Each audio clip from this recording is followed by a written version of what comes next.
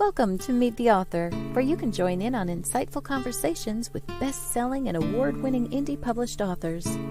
Your hosts today are Rob and Joan, who themselves are indie published authors, book publicists, and paranormal investigators with Tampa Bay Spirits, based in Tampa Bay, Florida. Thanks for dropping by. And now, on with the show. Good evening. I'm Rob. Good evening. I'm Joan. Whether you're watching us live, Wednesday nights at 7 p.m. Eastern Standard Time, or if you're listening to the podcast later on, or even watching this recording later on, we're really, really glad that you chose to tune into our show, and we're happy to have you here. And we already have a few comments. George Dismuke says, let's saddle up and ride. Yeah. Yeah, from Texas. Yeah. And Paul Hollis says, hi, Joan and Rob. Hi, Paul. Hey, Paul. Marjorie Deering says, hello, Rob and Joan. Jim, too, of course. Mm-hmm. Yeah, he's still backstage. He's backstage. He's with us. You can hear everything Jim that's Carlson, going on, so be careful. Uh-huh. And also, let's see. Oh, hey, Joy Shelton York says hi. Hi, guys. Hi to you, too. Joe Conjal says, good evening. I'm Joe. Good evening, Joe. Let me see. Oh, Kirsten Hall. Well, of course, there's a reason. Kirsten Hall says, hey, guys, with a smiley face. And that's because she is Jim's publisher. Woohoo. We were just bragging on you, Kirsten, on what an amazing job you do as a publisher and how lucky he is. That's right. Want to tell everybody, of course, remind everybody, Voice of Indie Podcast immediately follows this program on blogtalkradio.com with Beam Weeks and Gary G's. Every Wednesday night, they've got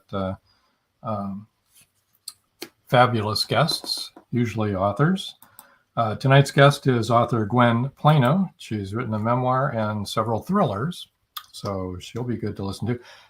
At the end of our show, we play a minute instruction or a little clip to show you how to get over to that blogtalkradio.com show. So stay tuned all the way to the end to get those details. Episode Rewind this Saturday will be Lynette Cresswell, English author. She also has written some children's books as well. Yeah, and she is really a nice person. Wonderful. If you missed her show and you want to rewatch it, that's a good chance to do that. You want to watch it, not rewatch it if you missed it, because that would be impossible. You knew what I meant. So it's going to be one of these nights. Yeah. That's this Saturday, right where you're watching right now, 5:30 p.m. Eastern time here in the U.S. Yes. Okay. Next Wednesday, our guest is mystery author Rosalind Reed, and she'll be live with us. And so that's what's coming up. A little bit of news here. Can you bring up the brand for this one? Okay. Pre-release notes here. Pre-release news. Breaking news. Brakefield and Berkey have their new Enigma Tracer book. It's a techno thriller. That is available now through March for pre-order. So get over there and sign up for that one. And then released yesterday is none other than The Siren Hunter by George Dismukes. And the trilogy is complete. And shall we? Okay. Can you see? There we go. go. The trilogy cool? is complete. Thank you, George. Yeah. Thanks, George, for the t-shirts. And there's a poster right up there. Right up there. So if you forget the name of Rob's it, you head. can watch anytime. I'm in over my head. Well, the Siren Hunter's over my head. I don't know.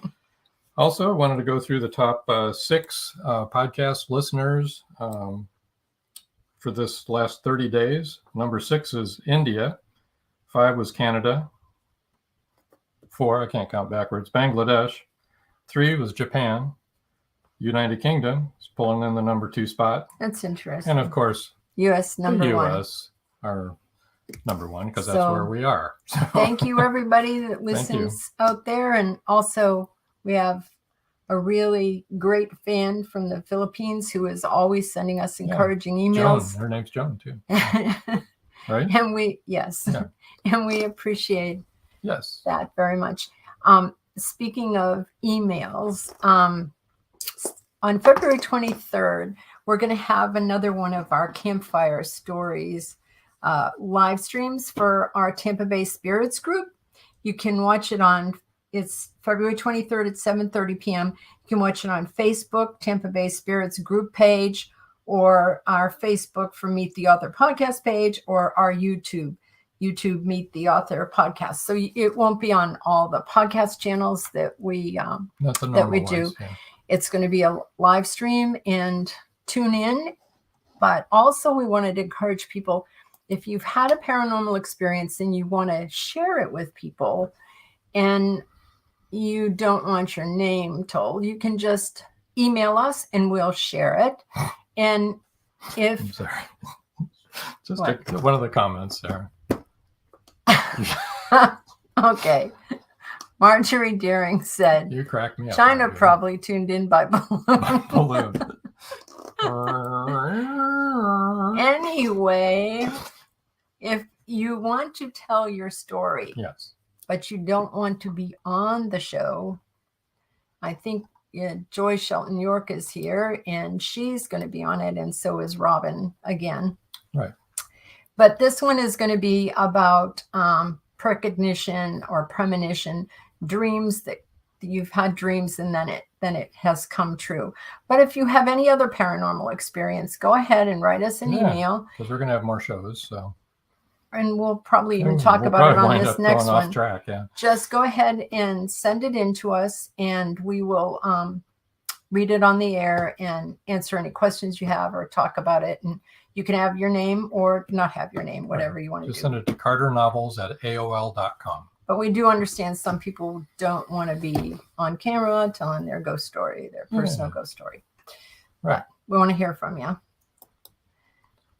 Joe Conjal says, the last show was awesome. Thanks, Don't Joe. miss this one. Thanks, Joe. It was so much fun, wasn't it? I think we're also going to be doing, because so many people were interested in knowing about all the equipment. I think we're going to start doing little reels to send out, and we'll concentrate on 1 minute, give you a 1 minute little class on how to use all the different things.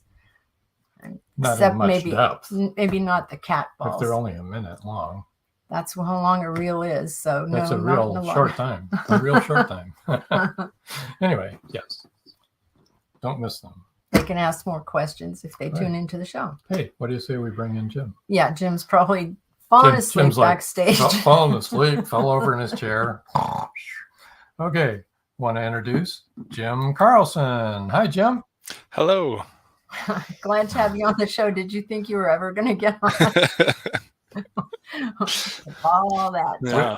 We don't serve many snacks in the Blue Room, do we? No, it's kind of sparse in there. Not even a cup of coffee. No, Sorry about that.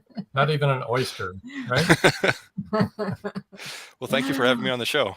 Oh, we're thrilled to have you on the show. Let me put up your book here right away. Let me show you the cover of this, people. Jim is a new author, right, Jim? Yep. My very first children's book, Reagan Slays the Dragon, is going to be released on Monday, February 20th. So just a few more days. Oh, that's exciting. You've had your first copies already, right? Yes, I have. Yeah, it's like, isn't it like amazing when you open up the box and it has your book in it that you wrote yourself?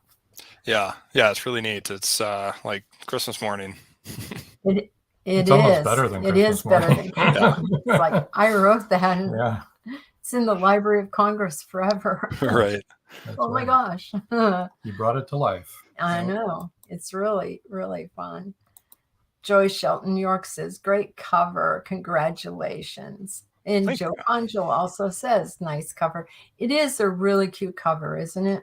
It is. Kim Hanzo is the illustrator that did the artwork. She's one of the illustrators that Fox Point works with, and I think she did a fantastic job. I didn't give her a whole lot of parameters for what I was looking for.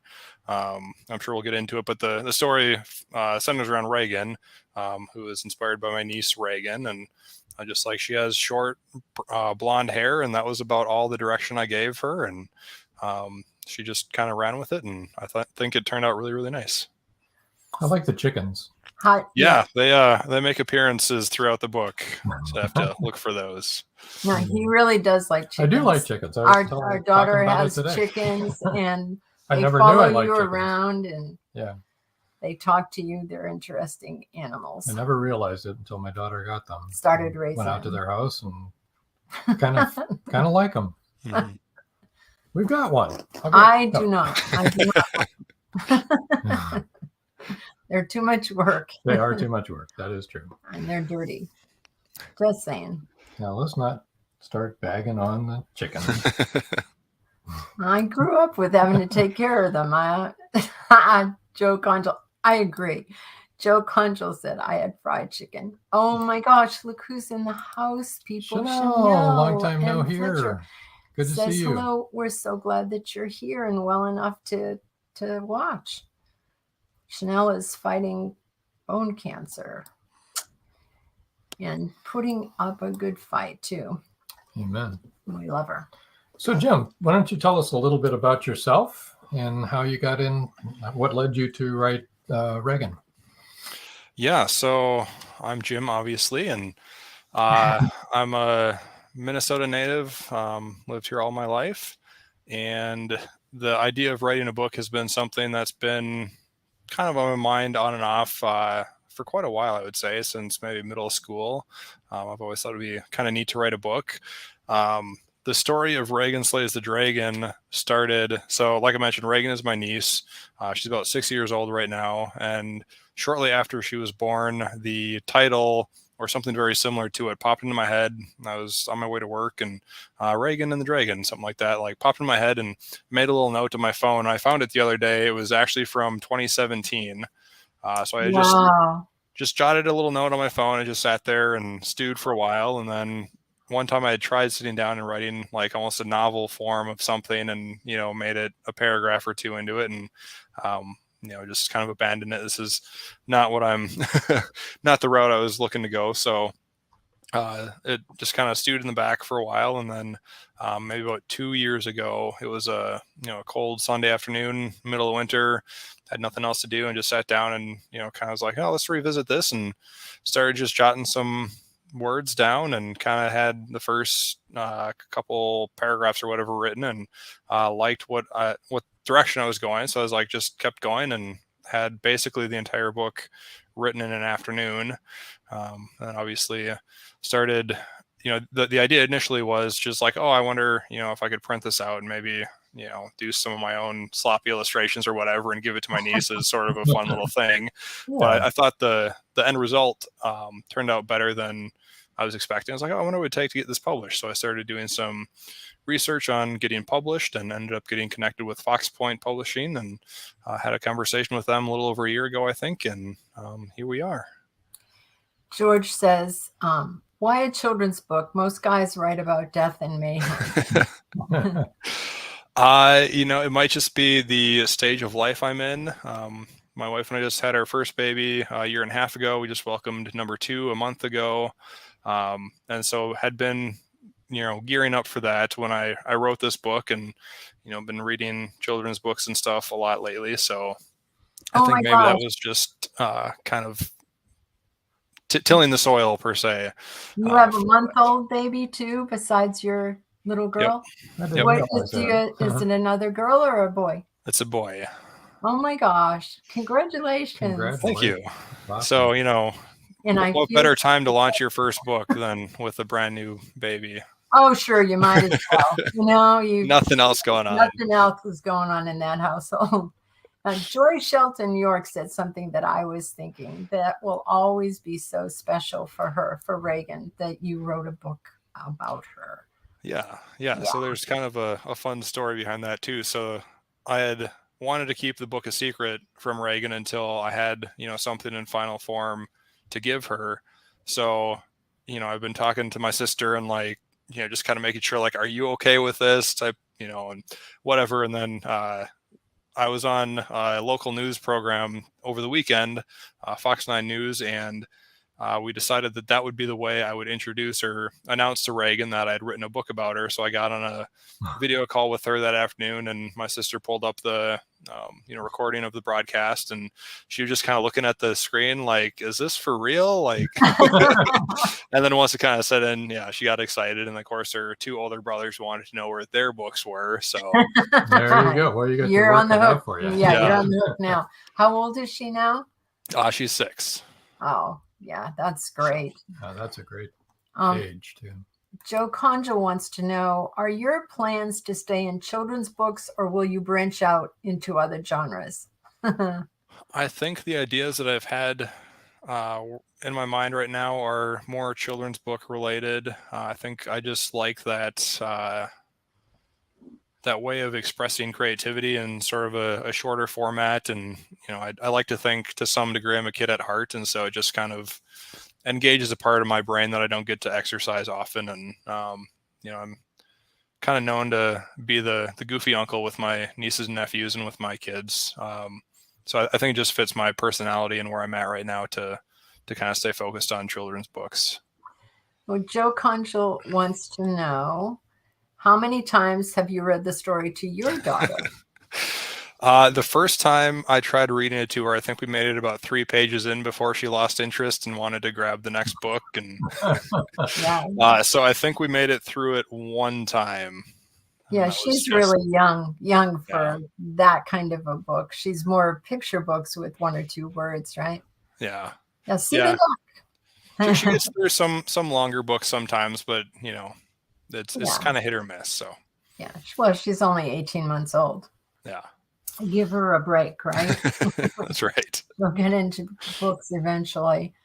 Well, that's really awesome. I bet that every niece in the world will be really jealous that their uncle didn't write a book about them. She'll be at school then. Yeah, in school. Didn't your uncle do that? Yeah, right. That would be cool if they had it in the school library. Yeah. You could say, "That's me. I'm Reagan." There you go. And I slayed a dragon. That's right. I would like to slay it. Oh, no, I wouldn't like to slay a dragon. I would like to ride a dragon. Right. I was going to say, George is not going to be happy with you. Why? Because he's loves animals and wants to protect them.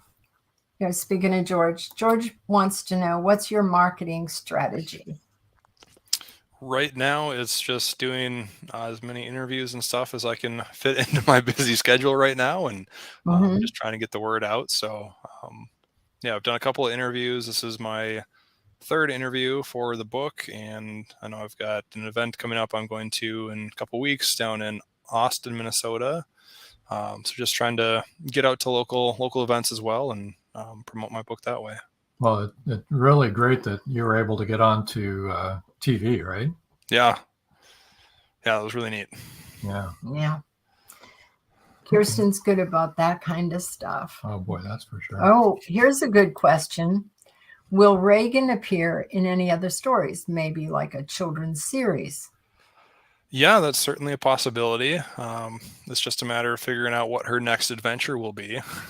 Yeah, So, that sounds like a good idea. yeah, and I suppose I'll probably have to figure out a way to incorporate her brothers too. Otherwise, I'll be in big trouble. I think that would be an excellent idea. They can help their little sister or something in the book, That's right. That would make them happy for sure. Oh, wow. Is it time for for our first break? So everybody sit tight. We're having a word from our sponsors. When we come back, Jim's going to read a little bit from the book, and we're going to tell you how to reach Jim and have a book giveaway and talk some more. Yeah. So stay tuned. They thought the siren was dead. In the novel Siren Song by author George Dismukes, James Harmon shot her twice. Several people saw her dead body sinking slowly into the abyss. But now, in Siren Song 2, evidence suggests that she may still be alive. She killed that boatload of people. It was her! And she's just getting started! Angie, that's impossible. The cold chill up my spine tells me it's not impossible. We've got to start all over again. And this time, do it right. Siren Song 2. The story continues. Available on Amazon, Barnes & Noble, and many other bookseller websites. Get your copy today.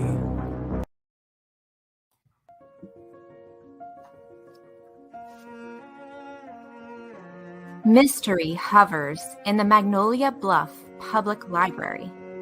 It has nothing to do with the hundreds of suspense novels on its shelves.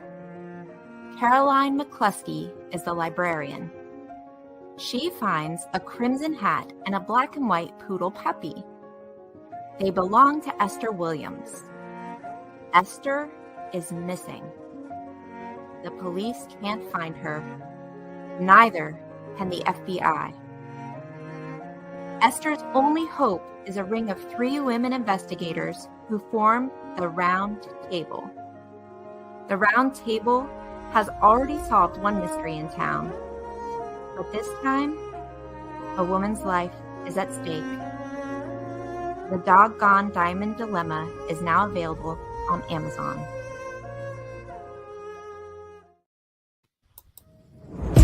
It's a murder scene. It's a murder scene.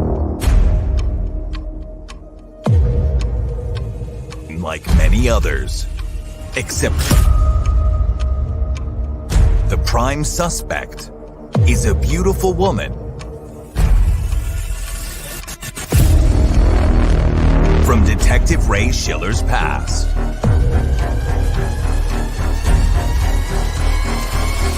Ray is determined to help her. But at what cost? Targeting him for his interference, the killer threatens all Ray holds dear. He's given terms and a deadline he can't possibly meet. Run, Ray, run. Watch the past come back with a vengeance in Targeted. Don't miss a second. Order now. That's an order.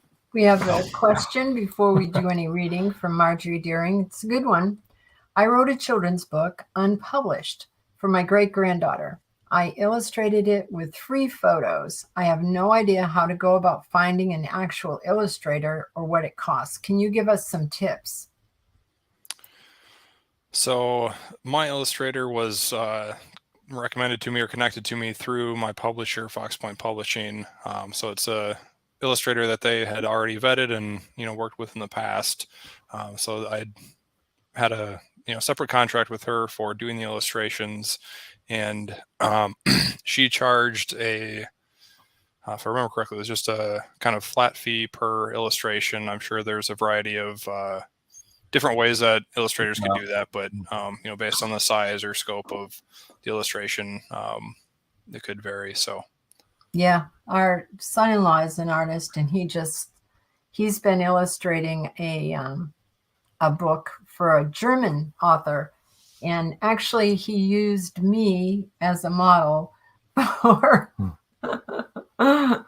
for a 75-year-old pirate woman, which I'm 75, and she has long white hair, so he thought, oh, my mother-in-law.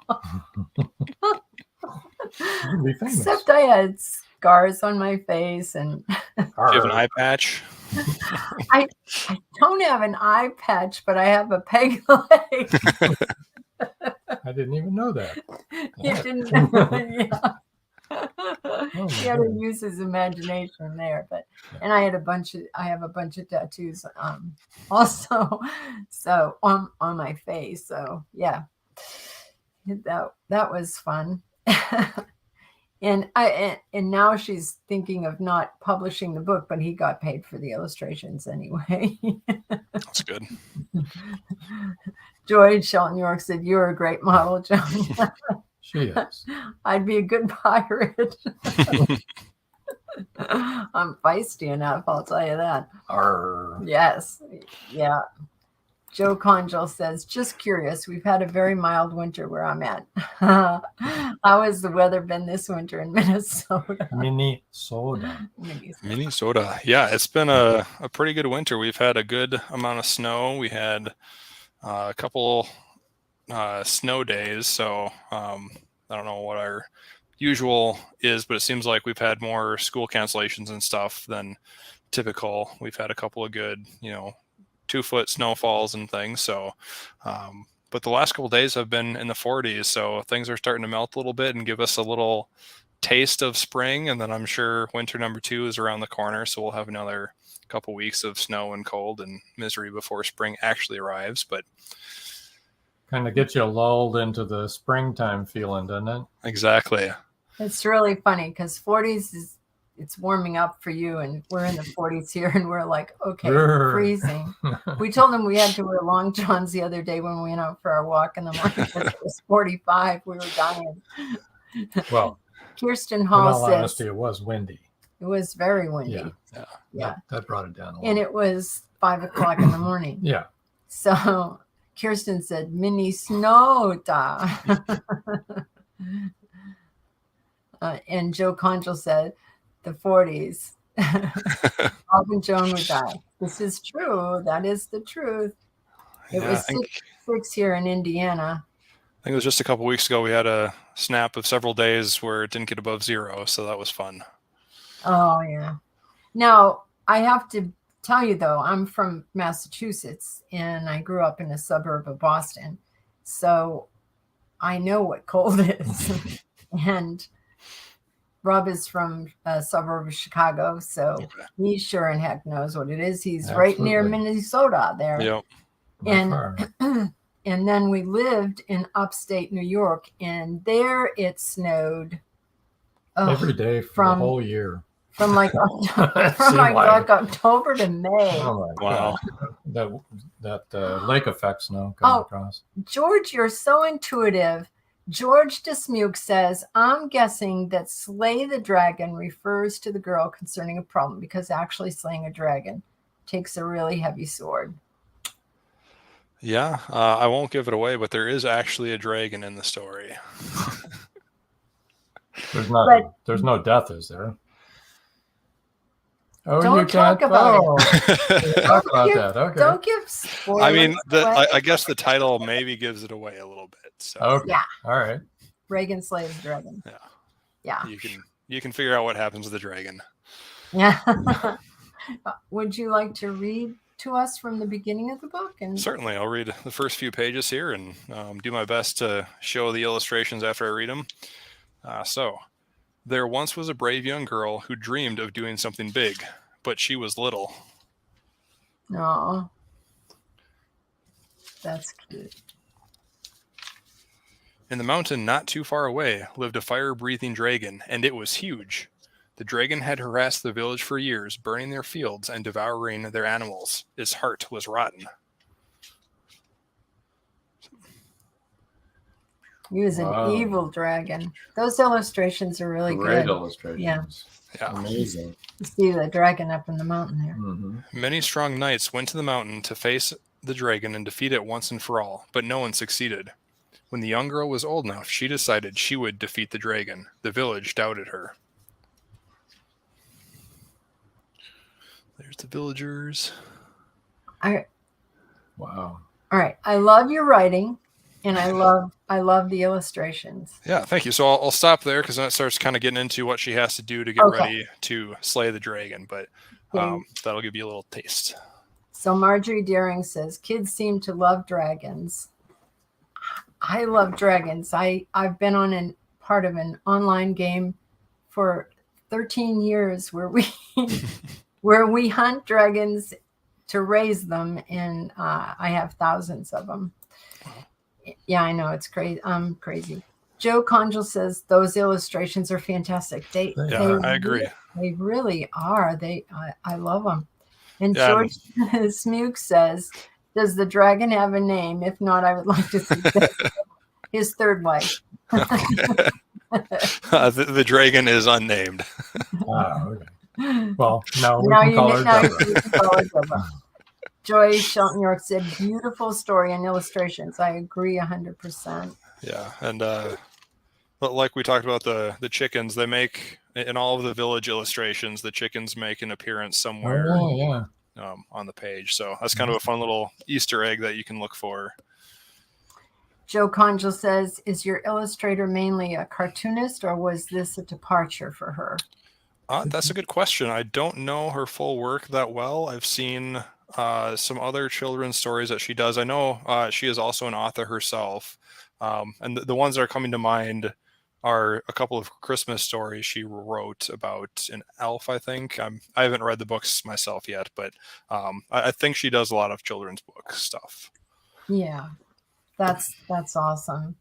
I'm concerned about the fate of the chickens because I know what the fate of a lot of our daughter's chickens is, because they live out, in a more rural part. So use your imagination. They don't eat the chickens; somebody else does. But they managed to get some eggs. They get a lot of eggs. Yeah, which is nice, especially nowadays. Oh, you bet. They're like gold. Oh boy. Yeah, a dozen eggs cost as much as a pound of ground beef now. Yeah, they're getting expensive. Here's Kirsten is letting us know it's Kim Hanzo, illustrator, and it has her address, www.foxpointpublishing.com, author Kim Hanzo. So if anyone's interested, it needs an illustrator. That's how you an can illustration contact for you. Oh, don't worry, Kirsten. We're going to put up all of Jim's. Yeah, we're going to do that right away. Banners. There we go. Okay.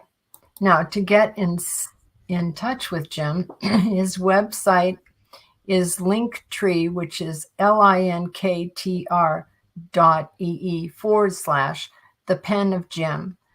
THEPENOFJIM. And Fox Point's address is foxpointpublishing.com/author-Jim-Carlson. And that's point is I was going to just say FOXPOINTE. So it's kind of pointy. Publishing. I was just going to say that. Facebook, Pen of Jim. Instagram, the Pen of Jim. Now this one says the Pen of Jim, so keep that in mind.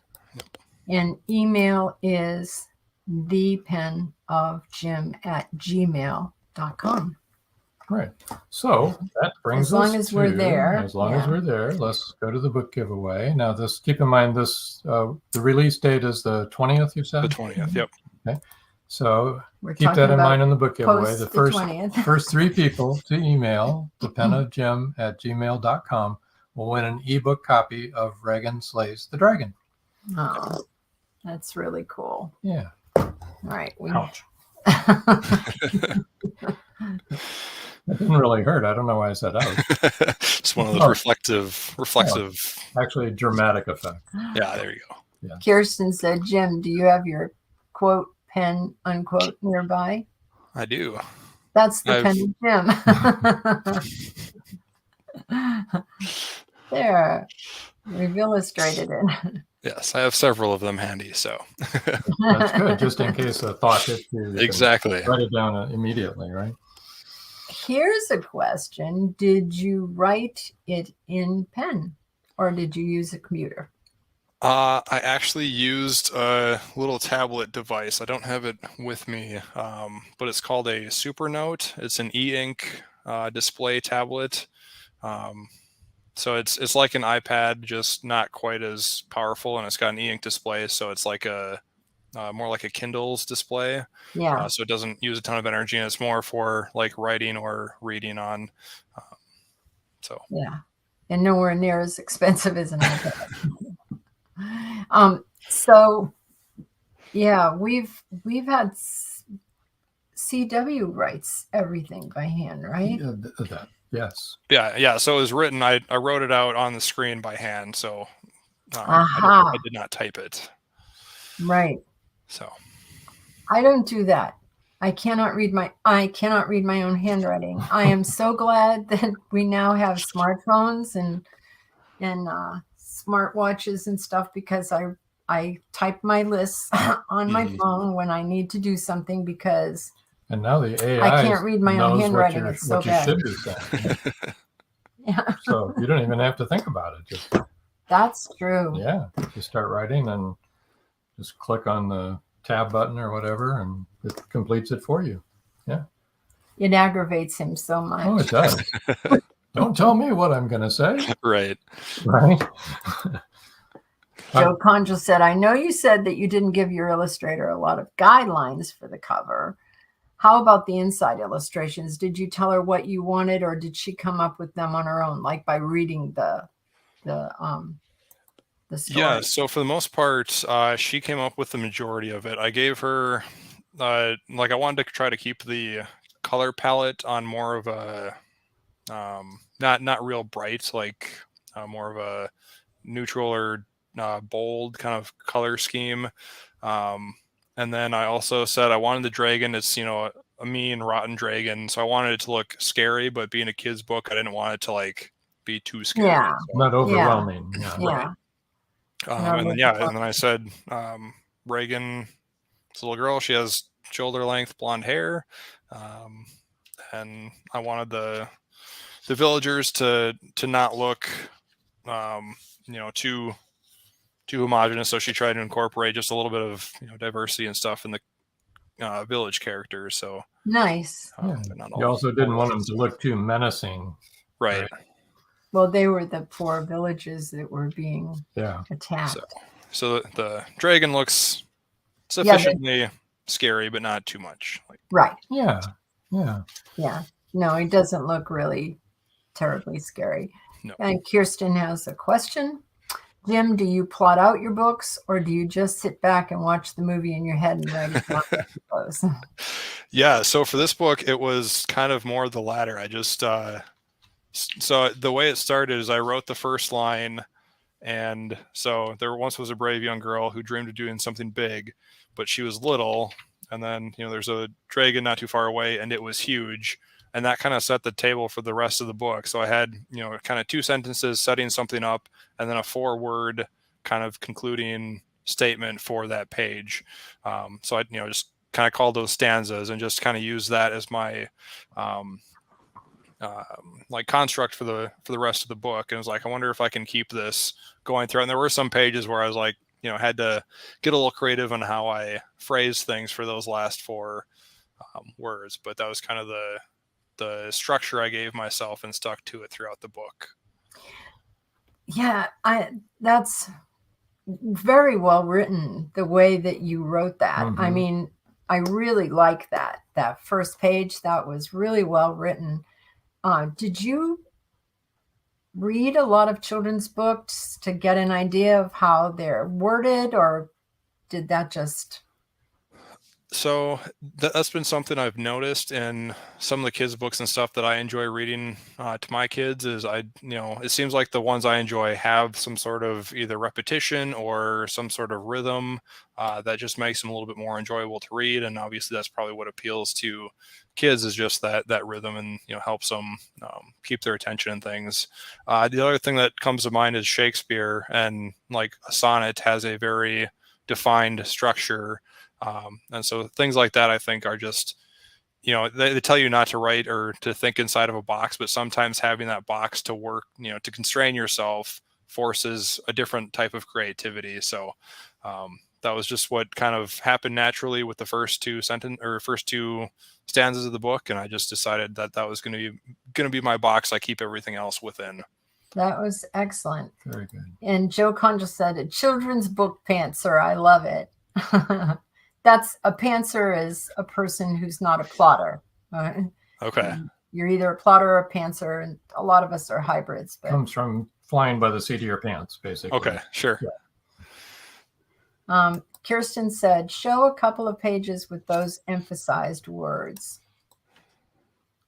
Yeah, so the first page, we've got little emphasized, so okay.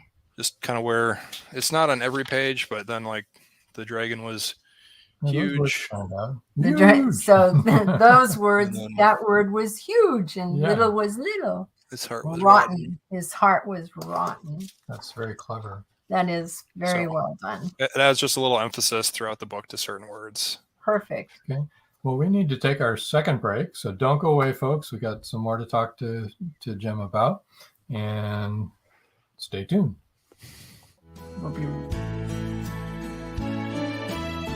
People Who Like to Read Want to Get Their Hands on Books by Becca Jones. Becca Jones, the breakthrough author who tells it like it is. It takes courage to tell a story when it reveals dark secrets. Becca Jones delves deep into the hidden world of sexual abuse. She tells what happened and also tells how she survived. Meant to Be is much more than just entertaining. Meant to Be gives you a point of reference, hope to cling to, and becomes a guide for survival if you have suffered the same thing. Meant to Be, Becca Jones, a must-have.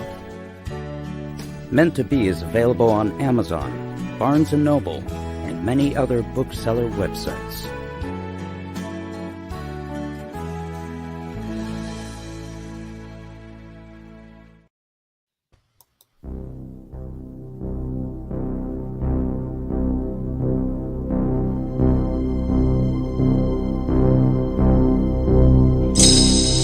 First, there was Siren Song, then Siren Song 2.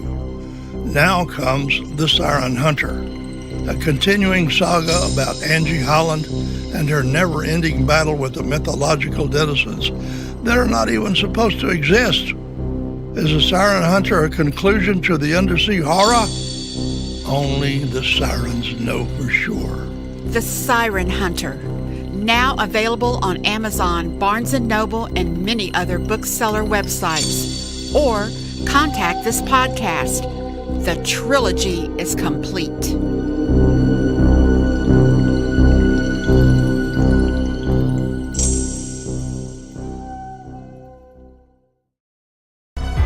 Madison Jackson loved being a cop. A young girl is raped and murdered near Burnett Reservoir. Madison vows to get justice for the child. Madison travels to the heart of Mexican cartel country. She is kidnapped, tortured. Will Madison ever make it home?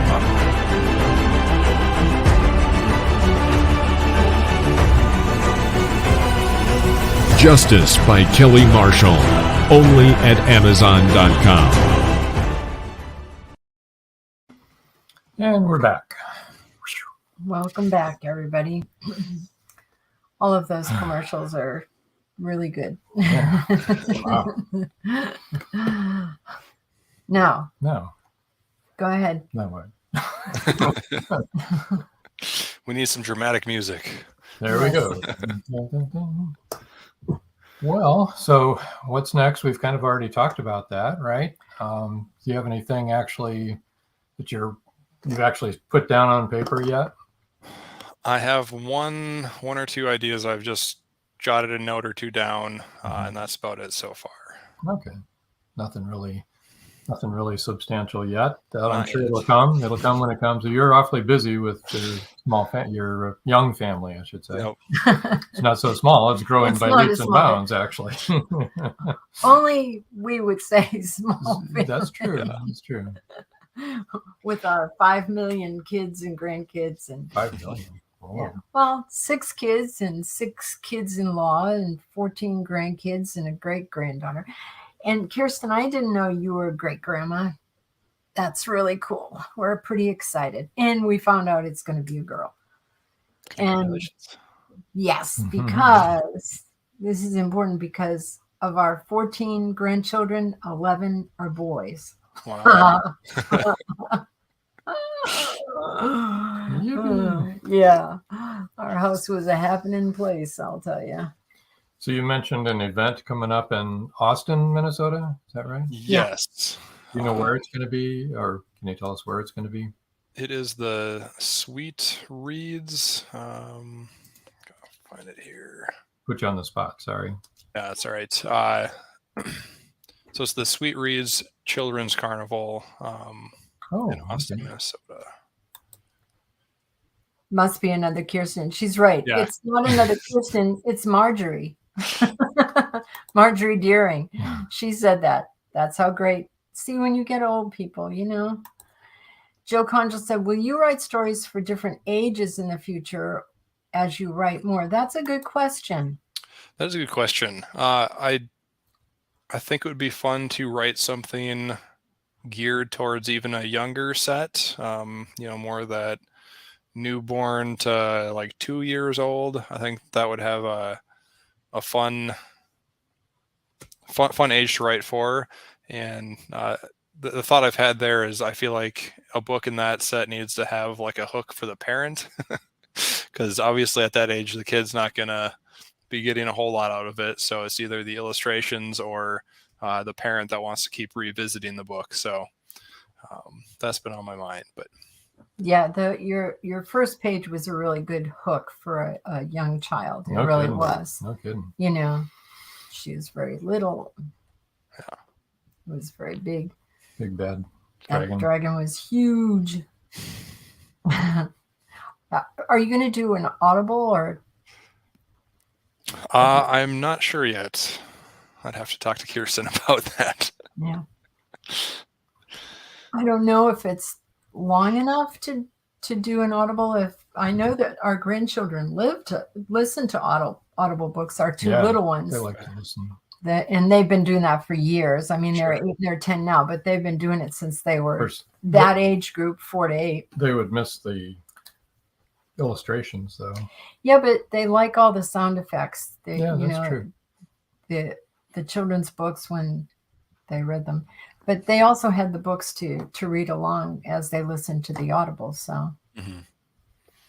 Yeah, I know I've seen books on YouTube that people have narrated, and then you can see the illustrations on YouTube too. But yeah, again, that's probably a question I have to discuss with Kirsten. I'm still brand new to this, so yeah.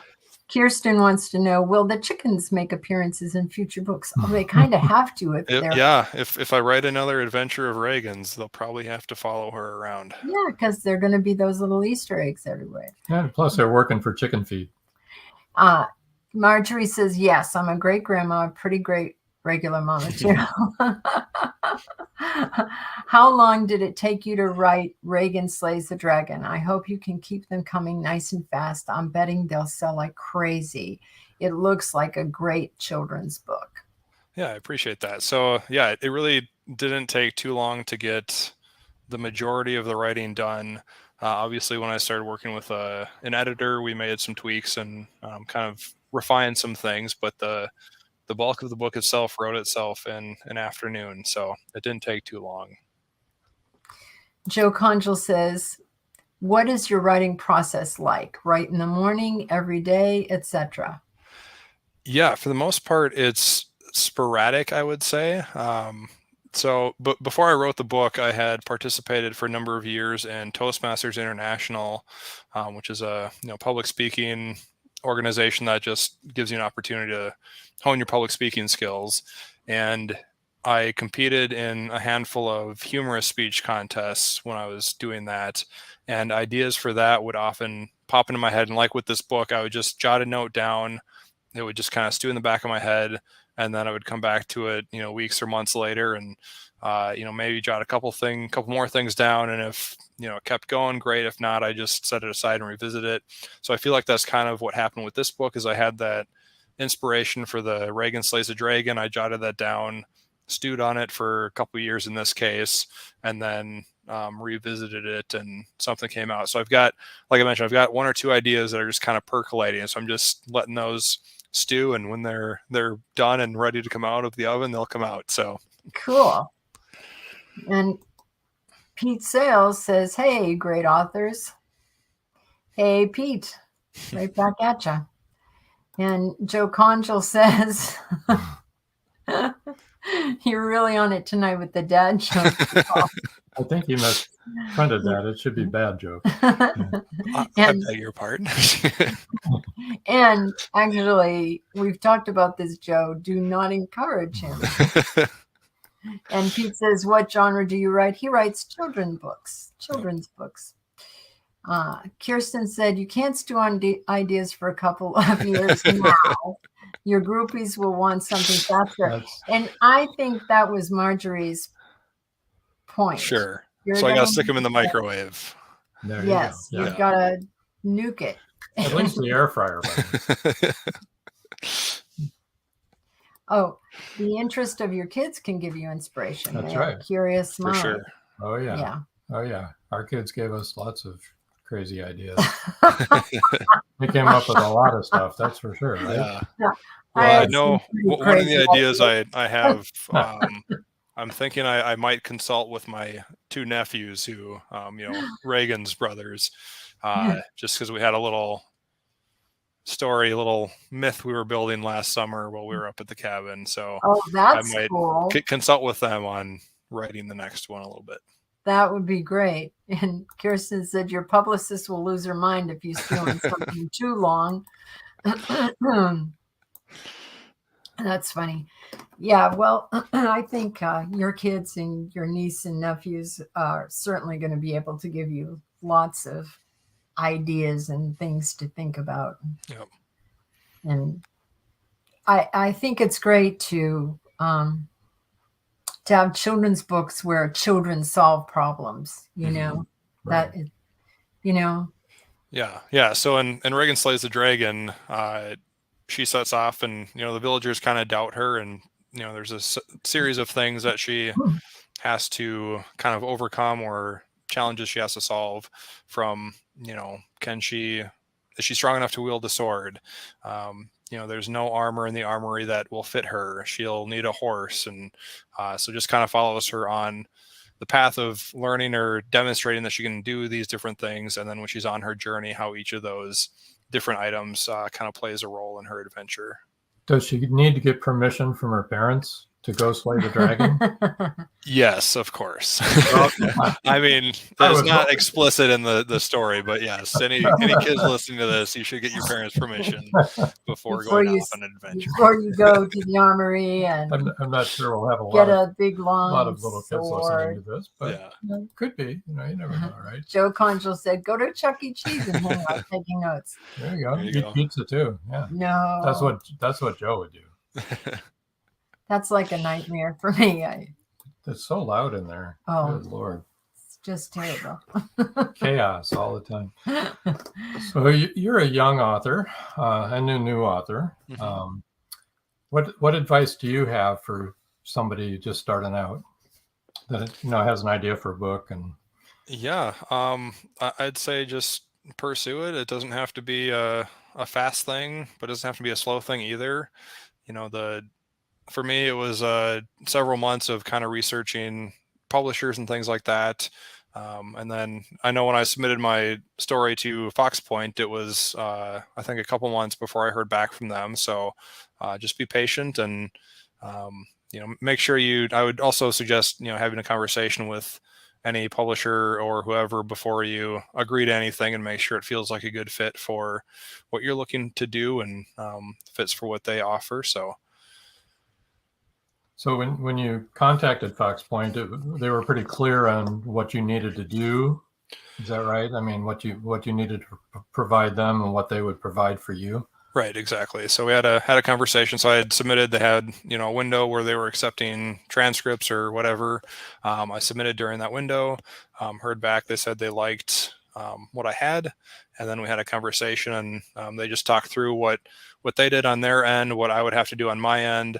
And it just seemed like it would be a good fit in terms of what I was looking to accomplish with the book. Like, it was something I was kind of just exploring, and like, is this something that's going to be feasible to do? And it just seemed like it was a good fit. And Fox Point's been a great support. And I know I'm emailing Kirsten a couple times a week with questions about how do I do this or how do I do that. So making sure that the person you're working with just kind of fits for what you're looking to accomplish. Absolutely. And that they're as forthright as Kirsten has been with you. So Right. You need that. You need to have everything clear. Oh, absolutely. Yeah.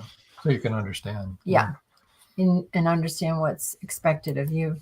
Joe Conjal said, what was your greatest challenge when writing your book, and how did you resolve that challenge? Good question.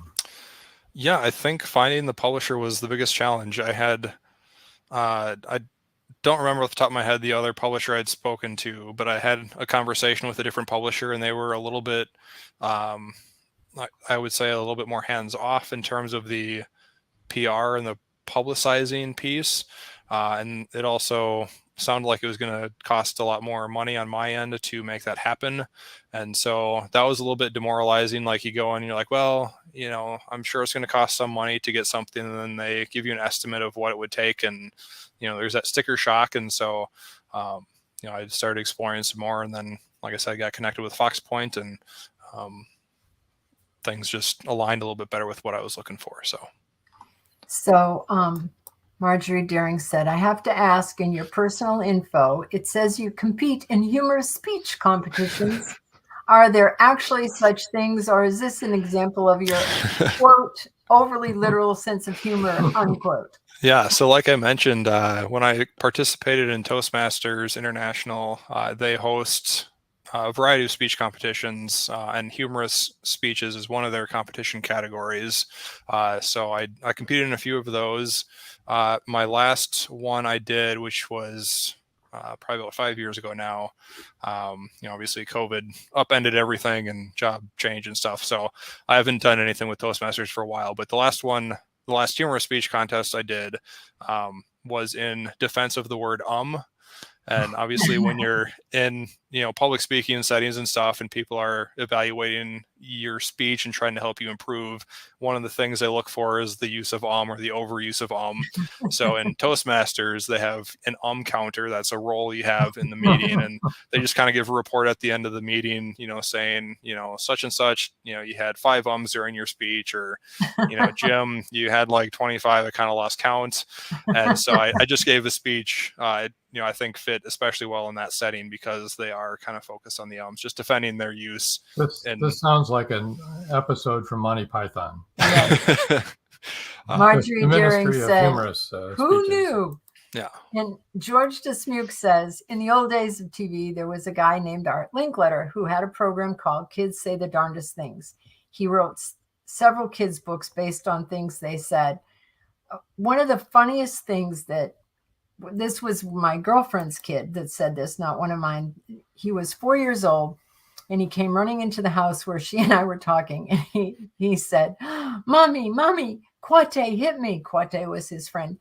Mm-hmm. I was living in Mexico at the time. And she said, go hit him back. And he said, I can't hit him back. I hit him first.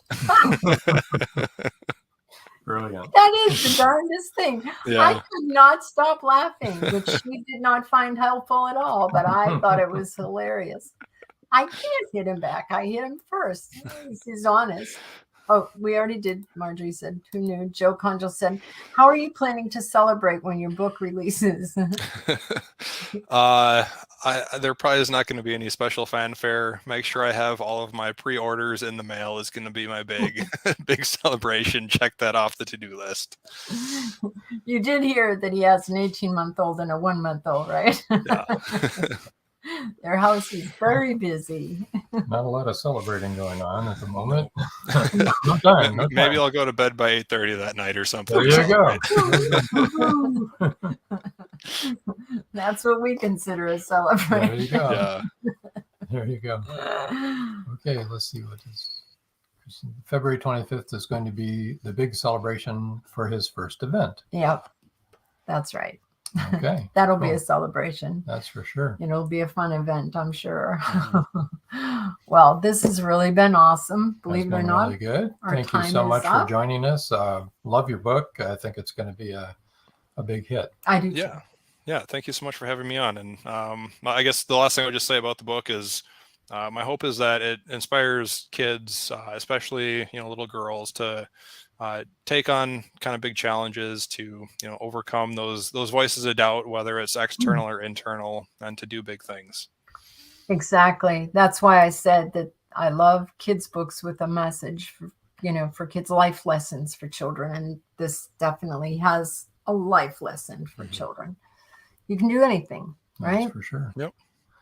Okay, we're going to move you over to the side and hang in there until we come back to you. Yep. Thank you so much for joining us. There's one more comment. Let me bring that up. Oh, thank you. Joe Conjal says, another great show. Thanks, Jim. And of course, Rob and Joan. Yeah, thank you. And thank you. Paul Hollis says, another great show. Thanks, Rob, Joan, and Jim. Thank everybody in the audience for being in the contributing. Audience. It's been a very lively night. It's been a pretty funny night.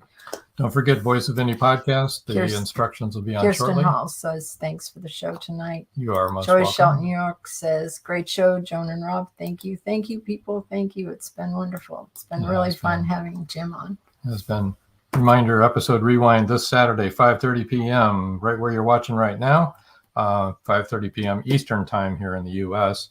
Lynette Cresswell from England. And that was a really good one. Yeah. Next Wednesday, join us live again, right here where you're at 7 o'clock Eastern time for mystery writer Rosalind Reed. And I think we've probably come to the end. What do you think? I think so. Yeah. Mm-hmm. Okay. Well, then, until next time. That's all, folks. Bye.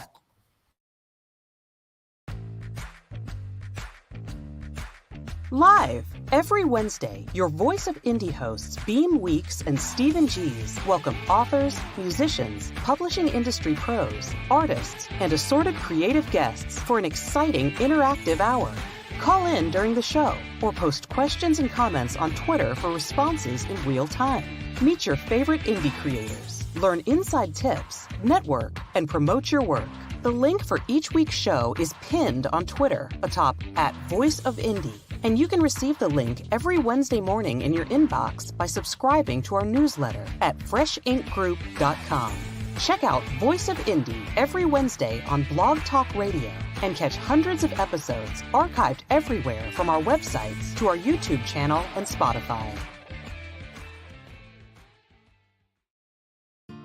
Thank you for joining us here on Meet the Author. Make sure you stay up to date with our show by clicking like, follow, and share. And you can find us on Spotify, iTunes, and more. See you next time on WLFE-DB.com.